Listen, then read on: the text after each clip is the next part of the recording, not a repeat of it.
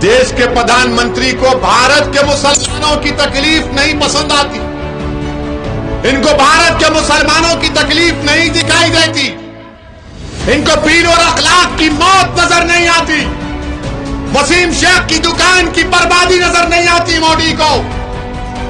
नरेंद्र मोदी को दिल्ली में गरीबों की दुकानों को तोड़ना नजर नहीं आता। भारत के प्रधानमंत्री को उनकी पार्टी का स्पोर्ट्स पर्सन जो रसूलुल्लाह सल्लल्लाहु अलैहि वसल्लम की शान में नाम शनाब बकती है, वो मोदी के कानों को सुनाई नहीं देता। 20 करोड़ मुसलमानों की तकलीफ को अगर मोदी नहीं समझेंगे तो किसकी समझेंगे? तो नरेंद्र मोदी को समझ में आया सऊदी अरब में क्या होगा, यूएई में क्या होगा, टर्की में क्या होगा, बहरीन में क्या होगा, ओमान में क्या होगा। यहां की इनको तकलीफ नजर आई। अफसोस भारत के वजीर आजम, आप तो बार बार भारत की मोहब्बत के दावे करते हैं, मगर भारत की सरजमीन पर बसने वाले गयूर मुसलमानों की तकलीफ आपको समझ में नहीं आई, मेरी पीड़ा आपको नजर नहीं आई। मैं पुकार कर कह रहा था भारत के वजीर आजम हैं आप सबके वजीर आजम हैं, मेरे भी हैं और सबके हैं, मगर आपने हरकत आई तो उन ममालिक को देखकर आई। कितनी पूरी दुनिया में भारत की बदनामी हो रही है और कोई सेकुलर पार्टी कुछ नहीं बोलती है। ये डराओ मत हमको, तुम बीजेपी से हम ही तो मुकाबला कर रहे, तुम क्या मुकाबला कर रहे बीजेपी से? हमारा घर बर्बाद हो गया बीजेपी से मुकाबला करते करते, हमारे बच्चे जेलों में चले गए बीजेपी से मुकाबला करते हुए, हमारी गाड़ी पर गोलियां चलाई गई क्योंकि हम बीजेपी से मुकाबला कर रहे हैं। आज मीडिया ने पूछा राज्यसभा के इलेक्शन में क्या होगा, आपके 2 एमएलए हैं मुफ्ती इस्माइल और फारूक शाह, तो मैंने कहा जिसके पेट में दर्द है उन्हें अजवान खाना। मगर ये लोग बोलेंगे नहीं नहीं, तुम आना हमारे पास 2 रास्ते, तुम बात करो, बात करेंगे, नहीं करते घर में बैठेंगे हम आराम से। ये जमाना चले गया, हमारे का नहीं आना, कोई आएगा नहीं तुम्हारे पास। ये डराओ मत हमको, तुम बीजेपी से हम ही तो मुकाबला कर रहे, तुम क्या मुकाबला कर रहे बीजेपी से? हमारा घर बर्बाद हो गया बीजेपी से मुकाबला करते करते, हमारे बच्चे जेलों में चले गए बीजेपी से मुकाबला करते हुए, हमारे घरों को दुकानों को तोड़ दिया गया क्योंकि हम बीजेपी से मुकाबला कर रहे हैं, हमको गाली दी गई क्योंकि हम बीजेपी से मुकाबला कर रहे हैं, हमारी गाड़ी पर गोलियां चलाई गई क्योंकि हम बीजेपी से मुकाबला कर रहे हैं, हमारे बाप को मारा गया, मॉब लिंचिंग की गई क्योंकि उसका मजहब इस्लाम था। आपको क्या हुआ? आप तो दूर बैठकर तमाशा देख रहे हैं, आप तो मेरी खबर पर मरने के बाद आकर 2 फूल चढ़ाकर बोलेंगे मरने वाला अच्छा आदमी था। मगर अजीज दोस्तों और बुजुर्गों, ये इनको फैसला करना है। हम आरएसएस के श्री मोहन भगवत से कहना चाह रहे हैं, ये बार बार आप मत बोलो अपने भाषण में भारत का मुसलमानों के पूर्वज हिंदू थे। आपको कैसे मालूम? आप डीएनए कराए थे क्या? भारत कैसे बना मालूम आपको? इंडो पाक बर्रे सगीर 65,000 साल पहले अफ्रीका से लोग आए थे। अब पूछिए आरएसएस वालों से, है हाँ अफ्रीका से है।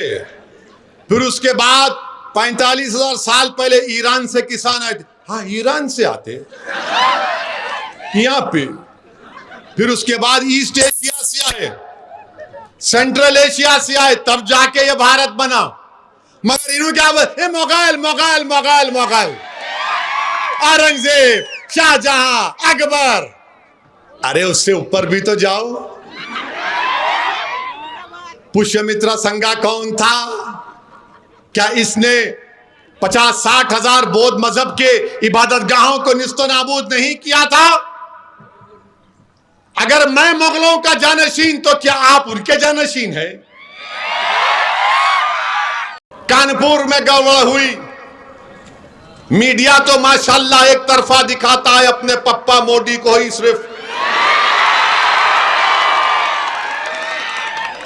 मीडिया के दो आंख हैं, मगर एक आंख इतनी मोहब्बत में डूब चुकी है बीजेपी के, और दूसरी आंख में मोदी का मोतिया उतर चुका है, तो उनको दिखता ही नहीं है। मगर हर टीवी चैनल पर दिखाया जा रहा है ये मुसलमान पत्थर फेंका, मुसलमान पत्थर फेंका। अरे जब पत्थर फेंकता है तो दो तरफ से पत्थर फेंके जाते हैं, एक तरफ से पत्थर नहीं फेंका जाता, दो तरफ से पत्थर फेंके जाते हैं। और पुलिस का काम यह है कि जो पत्थर फेंकता उसको उठाओ आप, मगर यहां पर नहीं, यही लोग किए, यही किए, यही पत्थर फेंके, पेट्रोल बम बनाए, व्हाट्सएप ग्रुप बनाए। याद रखो ये कहानी बहुत पुरानी हो चुकी है, इस कहानी को बदलो। तुम 40 साल से सिर्फ यही कहानी, नहीं मुसलमानी फेंका, मुसलमानी किया, तो क्या सब क्या दूसरे दूध के धुले हुए हैं? मगर आप देखो कोई आवाज नहीं उठाता। उत्तर प्रदेश में समाजवादी के नेताओं के, उनके लीडर के मुंह में दही जम चुकी है, जबान नहीं खोलते। आपको एक सियासी ताकत बनना पड़ेगा। जब आप सियासी ताकत बनेंगे तभी आपसे इंसाफ होगा, आपके हुकूक मिलेंगे और आपके हुकूक का तहफ़्फ़ुज़ भी होगा। ये एक तल्ख़ हकीकत है, आप इस बात को याद रख लीजिए कि सिर्फ नारों से या जज्बाती तकारीर से या सिर्फ इज्तिमात मुनक़्क़द करने से भारत के मुसलमानों को उनका हक नहीं मिलने वाला है।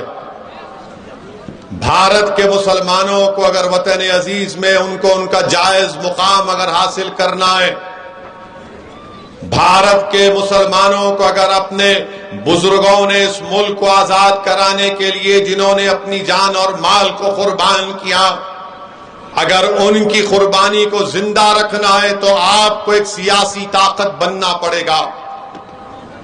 जब तक आप एक सियासी ताकत नहीं बनेंगे, मजलूम मुसलमानों से इंसाफ नहीं होगा। अगर आप सिर्फ यही समझेंगे कि नहीं मुझे सेकुलरिज्म के नाम पर किसी को वोट देना है या किसी को वोट नहीं देना है, तो याद रखिए आप सिर्फ इलेक्शन की हद तक सियासी पार्टियों को याद और नजर आएंगे। अगर आप ये चाहते हैं कि आपके मसाइल को हल किया जाए, अगर आप ये चाहते हैं कि वतन अजीज में मुझे इज्जत मिले, जिसको अंग्रेजी में हम कहते हैं डिग्निटी मिले, तो फिर याद रखो सिर्फ इज्जत मुझे मिलना चाहिए, डिग्निटी मुझे मिलना चाहिए कि बोलने से आपको डिग्निटी और इज्जत नहीं मिल जाएगी। आप सियासी कुव्वत बनो, सियासी ताकत हासिल करिए, मुत्तहिदा तौर पर अपने वोट का इस्तेमाल मंजलिस के उम्मीदवारों को कामयाब करने के लिए कीजिए। मैं आपसे वादा कर रहा हूं ये तमाम मसाइल का हल, उसका हल करने का एक तरीका आपके सामने पेश कर रहा हूं। जिस दिन आप अपने नुमाइंदों को मुंतखब करना शुरू कर देंगे, आप मेरी इस बात को जहन नशीन कर लीजिए कि हमारे और आपके मसाइल हल होना शुरू हो जाएंगे। ये डराओ मत हमको, तुम बीजेपी से हम ही तो मुकाबला कर रहे, तुम क्या मुकाबला कर रहे बीजेपी से? हमारा घर बर्बाद हो गया बीजेपी से मुकाबला करते करते, हमारे बच्चे जेलों में चले गए बीजेपी से मुकाबला करते हुए, हमारी गाड़ी पर गोलियां चलाई गई क्योंकि हम बीजेपी से मुकाबला कर रहे हैं। आज मीडिया ने पूछा राज्यसभा के इलेक्शन में क्या होगा, आपके 2 एमएलए हैं मुफ्ती इस्माइल और फारूक शाह, तो मैंने कहा जिसके पेट में दर्द है उन्हें अजवान खाना। मगर ये लोग बोलेंगे नहीं नहीं तुम आना हमारे पास 2 रास्ते, तुम बात करो, बात करेंगे, नहीं करते घर में बैठेंगे हम आराम से। ये जमाना चले गया, हमारे का नहीं आना, कोई आएगा नहीं तुम्हारे पास। ये डराओ मत हमको तुम, बीजेपी से हम ही तो मुकाबला कर रहे, तुम क्या मुकाबला कर रहे बीजेपी से? हमारा घर बर्बाद हो गया बीजेपी से मुकाबला करते करते, हमारे बच्चे जेलों में चले गए बीजेपी से मुकाबला करते हुए, हमारे घरों को दुकानों को तोड़ दिया गया क्योंकि हम बीजेपी से मुकाबला कर रहे हैं, हमको गाली दी गई क्योंकि हम बीजेपी से मुकाबला कर रहे हैं, हमारी गाड़ी पर गोलियां चलाई गई क्योंकि हम बीजेपी से मुकाबला कर रहे हैं, हमारे बाप को मारा गया, मॉब लिंचिंग की गई क्योंकि उसका मजहब इस्लाम था। आपको क्या हुआ? आप तो दूर बैठकर तमाशा देख रहे हैं, आप तो मेरी खबर पर मरने के बाद आकर 2 फूल चढ़ाकर बोलेंगे मरने वाला अच्छा आदमी था। मगर अजीज दोस्तों और बुजुर्गों, ये इनको फैसला करना है। मैं यहां पर आया हूं तो लातूर में आपको लीडर बनाने के लिए आया हूं। मैं भारत के जिस कोने में जाता हूं वहां पर कहता हूं कि आपको नेता बनना है, आपको क़यादत बनना है, आपको क़यादत करना है, और क़यादत किसी घर का या खानदान का हिस्सा नहीं रहेगा। अगर कोई किसी बड़े बाप का बेटा है या किसी खानदान का चश्मो चिराग है तो जरूरी नहीं है कि वही क़यादत करे।